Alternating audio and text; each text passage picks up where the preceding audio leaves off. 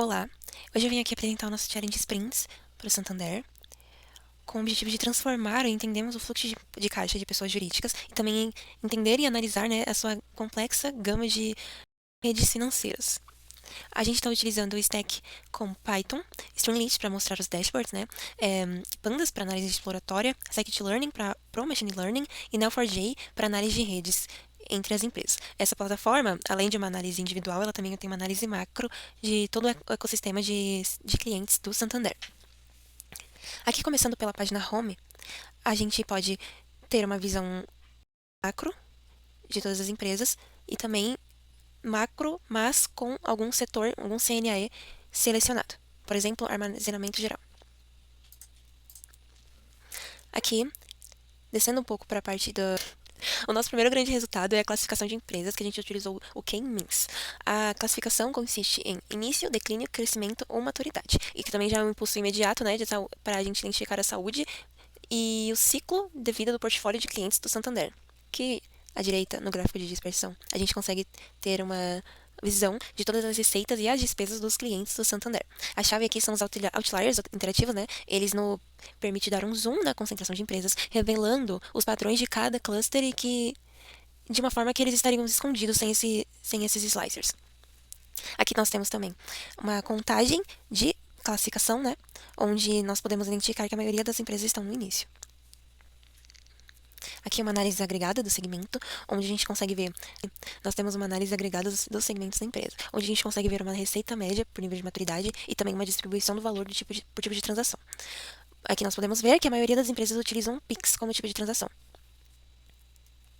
E também uma análise comparativa entre os setores das empresas, né? Entre o CNAE. E no caso aqui são os top 15 setores que mais geram receita. Nesse caso é a produção de alumínio. Mas o verdadeiro valor de uma análise também está no detalhe. Ao selecionar uma empresa, a gente tem uma análise individual para cada CNPJ. Esse diagnóstico ele é feito pela API, esse diagnóstico ele é feito pela IA generativa que nós implementamos a partir da API do OpenAI. Ela analisa os dados de cada empresa individualmente e também nos dá um diagnóstico estratégico com o objetivo de gerar insights mesmo para cada CNPJ. Por exemplo, o CNPJ 1 que estava selecionado ou o CNPJ 20. E aqui tem todo o diagnóstico sobre a saúde financeira deste cliente. E aqui. E a seguir, nós temos um benchmarking que a gente consegue comparar a receita e a margem da empresa selecionada diretamente com a receita do seu setor, respondendo uma pergunta crucial, né? Que essa empresa ela está indo com um desempenho bom ou ruim em relação aos seus concorrentes que estão no mesmo setor. E aqui também nós temos uma análise de tendência de regressão linear, para visualizar a trajetória do fluxo de caixa da empresa ao longo do tempo. É claro que essa análise ela vai ser mais enriquecedora com uma base de dados que tem um intervalo de tempo maior. Eu entendo que a base que nos foi fornecida ela tem um pequeno intervalo de tempo e também é uma base fictícia, né, para a gente conseguir trabalhar em cima do projeto. E também a gente tem aqui a composição detalhada de receitas e despesas da empresa, né, onde as formas de pagamento e de recebimento da empresa e os seus valores também. Indo para a página de cadeia de valor agora.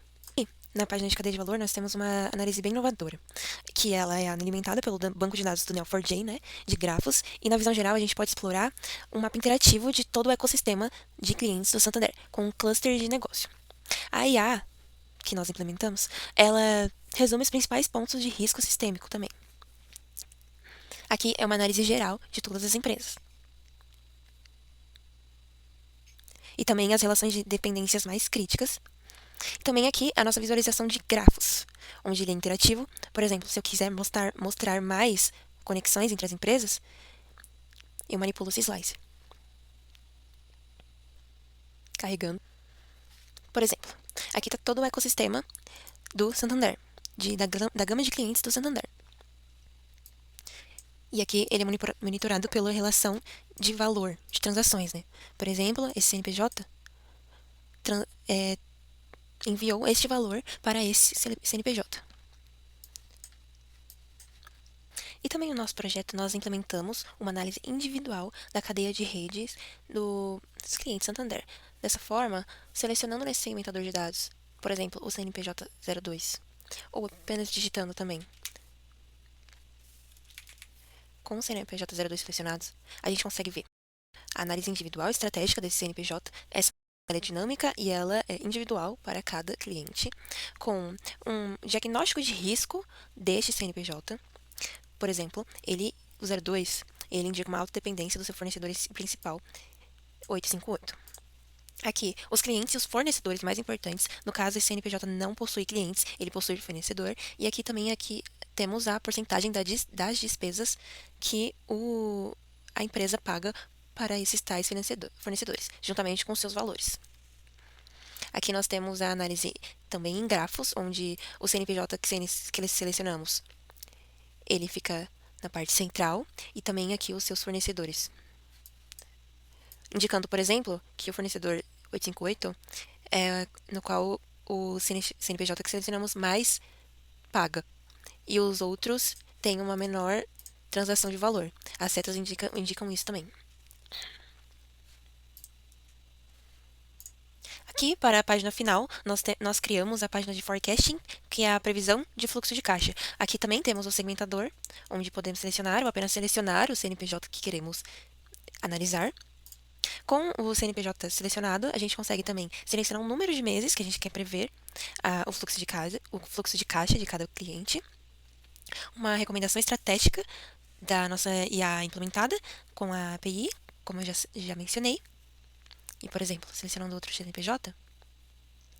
E, por exemplo, eu selecionei outro CNPJ aqui, e aqui eu consigo ver a receita prevista, o total de despesa previsto nos próximos 6 meses e o fluxo líquido previsto.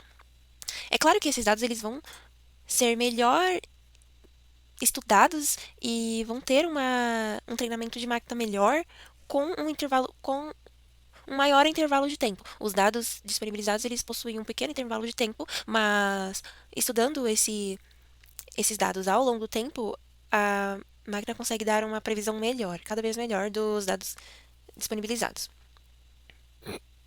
E aqui é um gráfico do estado atual do cliente e também a previsão. Aqui temos todas as métricas separadas por cores e por tipo de segmentação. Em resumo, essa plataforma ela une vários conceitos de machine learning, data science, de análise de redes, de análise exploratória, de exploração de dados mesmo, e ela pode gerar insights muito profundos de cada empresa e como a gama de clientes do Santander. É assim, identificando riscos, os riscos mais importantes também, antecipar necessidades dos clientes e por aí vai. Espero que todos tenham gostado e tenham um ótimo dia.